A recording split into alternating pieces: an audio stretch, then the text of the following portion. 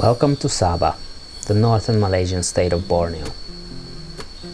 In this episode, I will take you with me on top of Mount Tambuyukon, a challenging mountain well known for its abundant presence of tropical pitcher plants.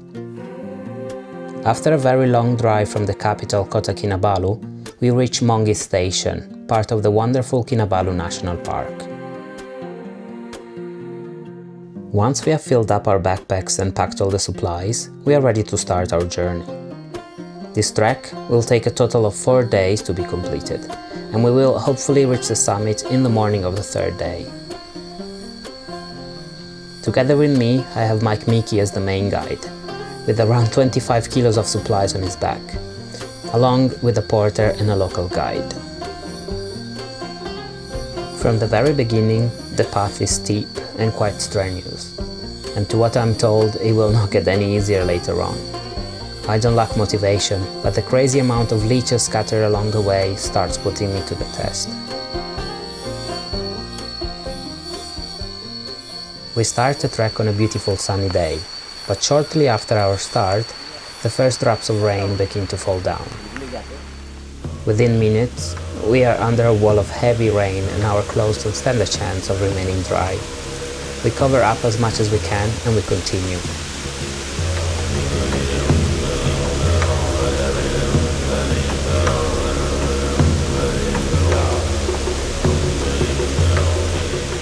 The path becomes muddy and slippery, but thanks to our rubber shoes, we don't really have to worry too much. Cold out by the rain, leeches come out even more, but luckily they have a harder time biting, since they cannot easily penetrate the solid rubber of our shoes.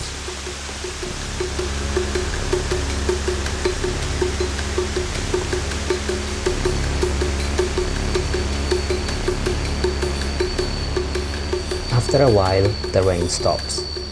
We check our equipment and continue further.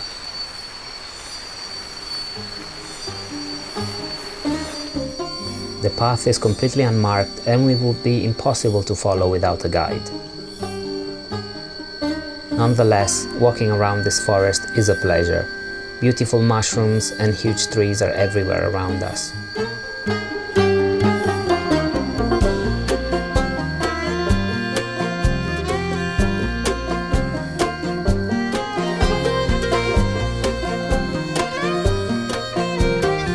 We have a quick pineapple break to get some energy and we continue slowly up and up the mountain. Whenever I look behind me to spot Mike, the sight of his gigantic backpack makes me more tired.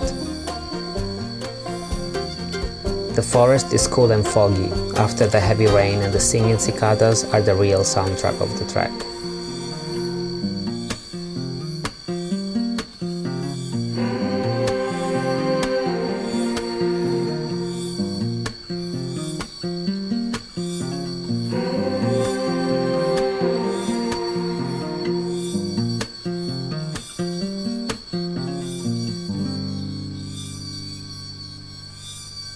Sometimes spiky rattan is growing right in front of the path, but a few hits of machete are enough to clear the way.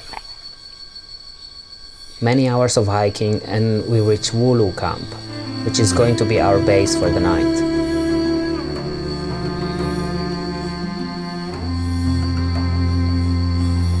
Under the small building roof, we unpack our supplies and we quickly prepare a well-earned dinner of brown rice, vegetables and some meat.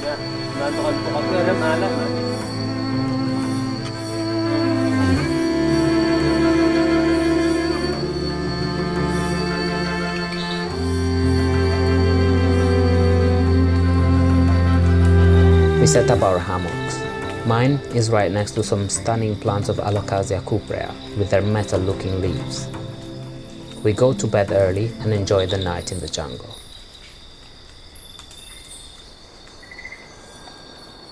It is a sunny morning. A quick breakfast with some rice porridge and we prepare for another day of hard trekking.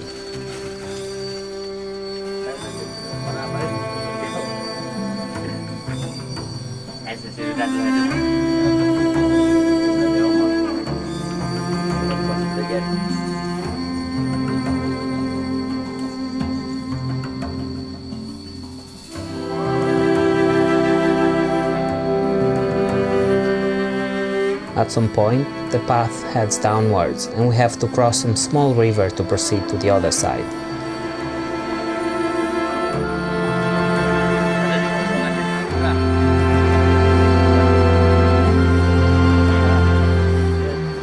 From here, we take a quick detour through the forest.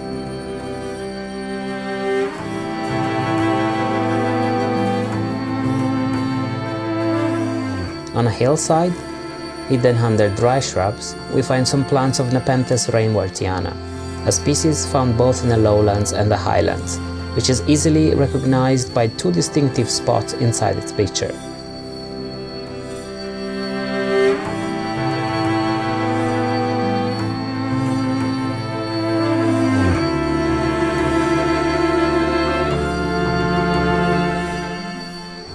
The way is still long, so we quickly have to move on. Luckily, the sun is shining and we hope to reach our second camp drier than last time.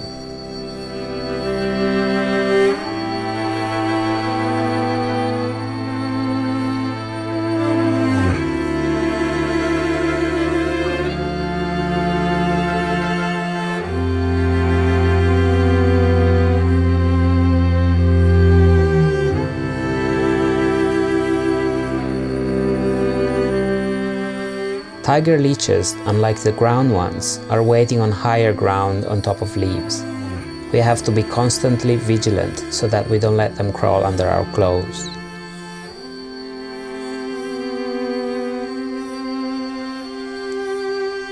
After another refreshing river stop, the way gets steeper.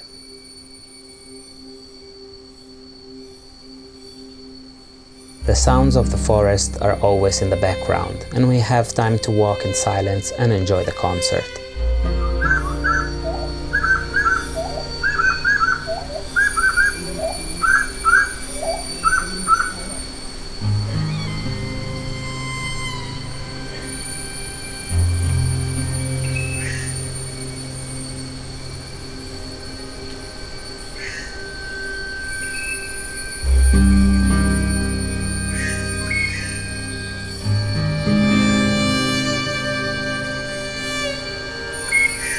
And then the rain comes. Once again, we quickly cover up ourselves and our equipment.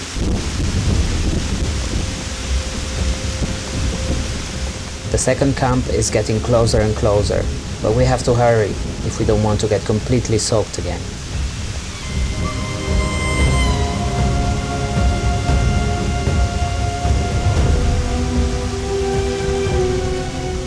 We finally reach a flatter area in the forest, predisposed to set up camp. The guides and porter quickly ran to create a cover area to protect us from the heavy rain.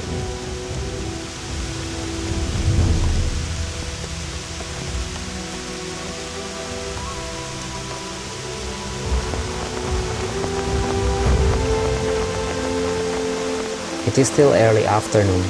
If the rain stops, soon we will have time to explore our surroundings and maybe find some nice plants.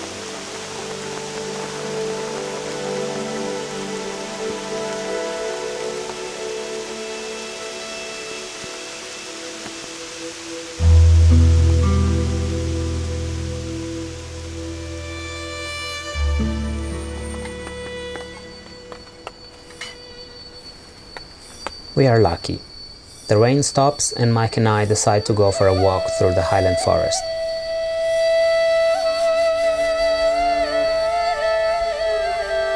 At this altitude, we are already in Nepenthes territory.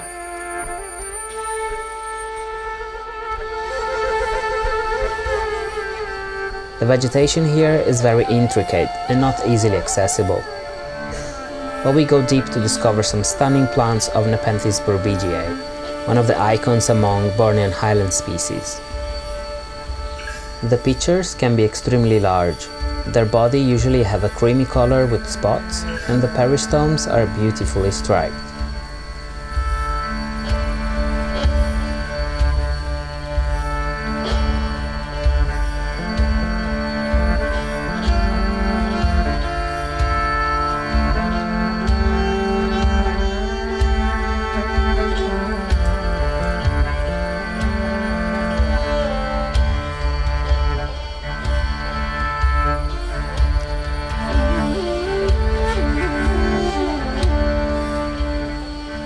document these plants, it is very easy to get tangled, especially if, like me, you walk around with an open tripod.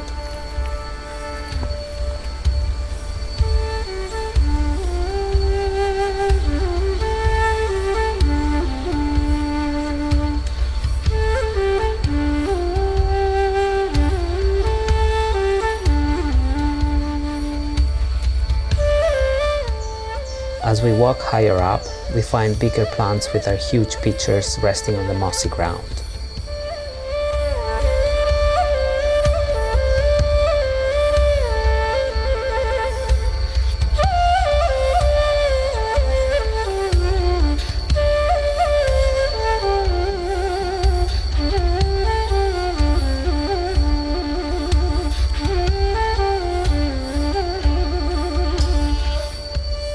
It is time to head back to the camp before dark. While sipping on a hot cup of Milo, Chef Mike is preparing his signature mountain fried chicken.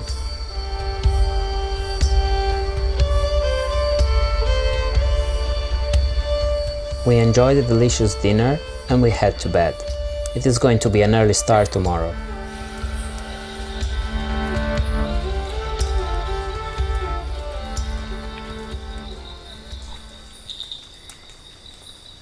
It's 2:30 a.m. A quick breakfast and we are ready to go.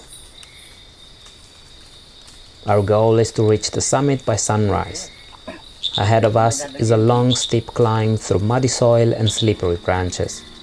Thanks to our headlights, we are able to observe many plants along the way, starting with beautiful Nepenthes Berbigiae.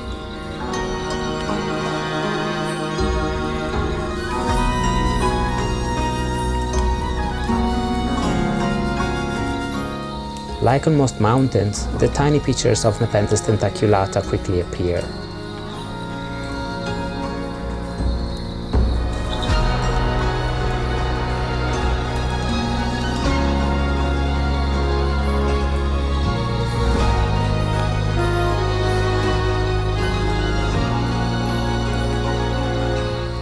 We don't have to go far to spot a gigantic dried pitcher laying on the ground. It's the stunning Nepenthes edwardiana, famous for its sharp teeth, slender body and aggressive look.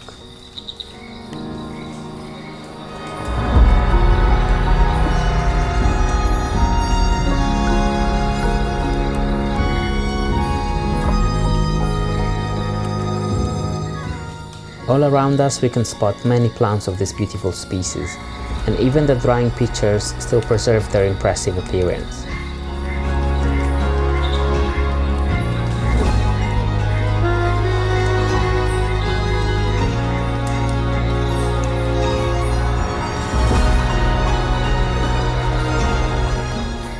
As we walk forwards, we need to keep looking up, since they are often growing epiphytically above our heads, forming beautiful bouquets with their hanging pitchers.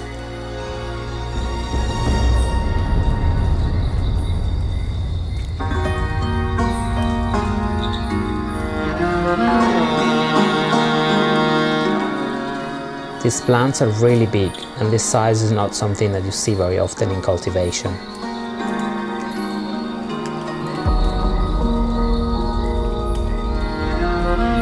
We proceed climbing through the slippery grounds, only to find ourselves next to another icon of Borneo, Nepenthes raja, one of the biggest species of pitcher plants ever recorded. Mount Tambuyukon is one of the best places to see these monsters, and seeing Nepenthes raja in the wild has always been on my bucket list. However, most of the plants are found closer to the summit, so I know that many more are waiting for us there.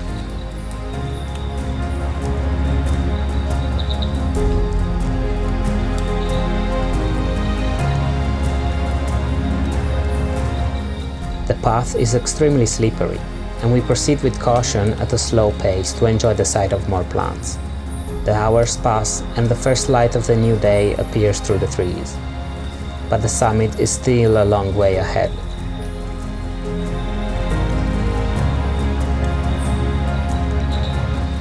More plants of Nepenthes raja greet us along the way.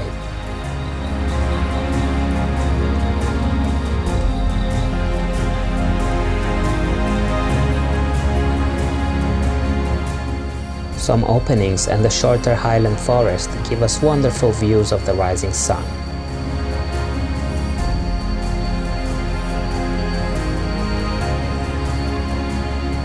The terrain slowly changes and becomes rocky, and the early light makes the plants around us more and more visible.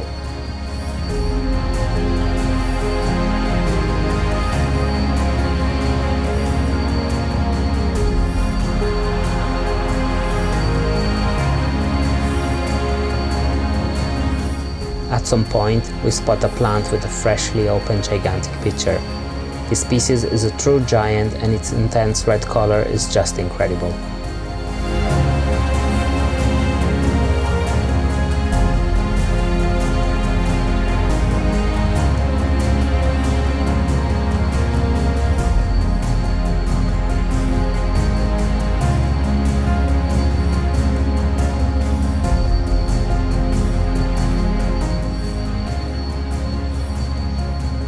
As we get closer to the summit, another beautiful plant appears. This time we find the stunning Nepenthes villosa, a different species commonly found on Mount Kinabalu.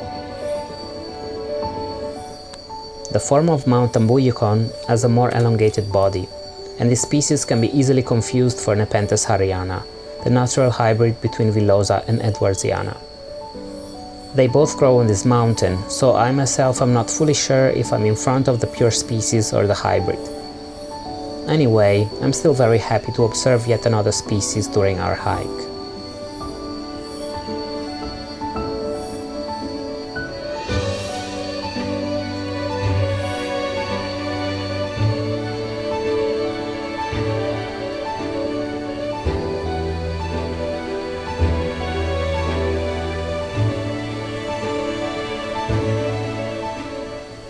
It is morning by now. The vegetation is getting smaller and intricate, and the summit is getting closer.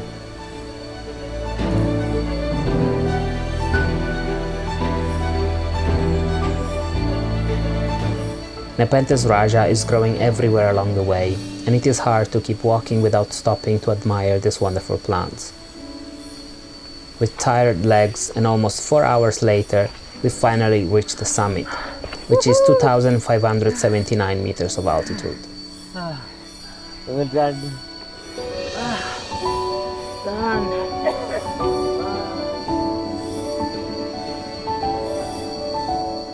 It is now time to explore the summit ridges, perfect growing grounds for the massive Nepenthes raja.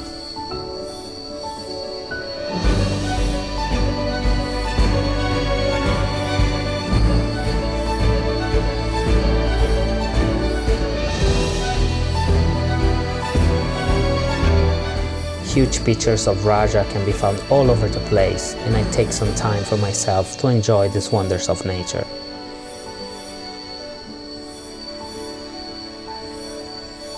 The open areas of the summit makes it easy to spot the incredible variety of shapes and colors of these plants, and I just get lost in the shrubs to admire as many as possible.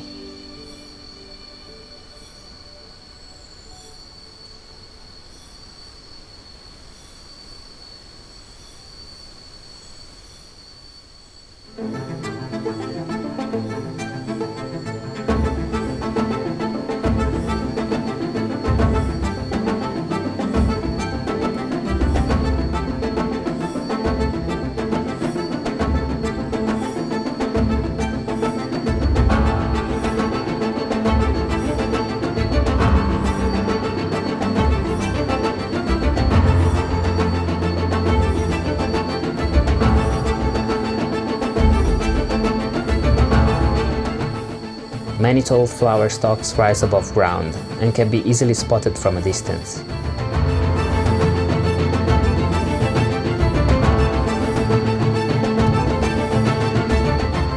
From here, we also enjoy the incredible view of Mount Kinabalu in the distance.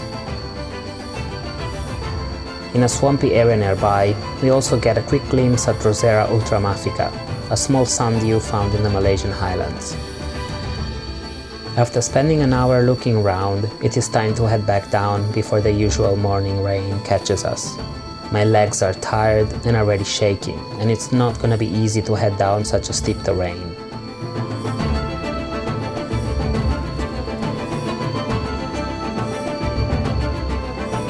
At some point I hear Mike saying, "You definitely want to take a look at this," pointing to a gigantic pictures of Nepenthes edwardsiana. Indeed, I dive into the bushes to enjoy the view of a true monster. Whoa! This was definitely one of the biggest and healthiest plants I've ever seen.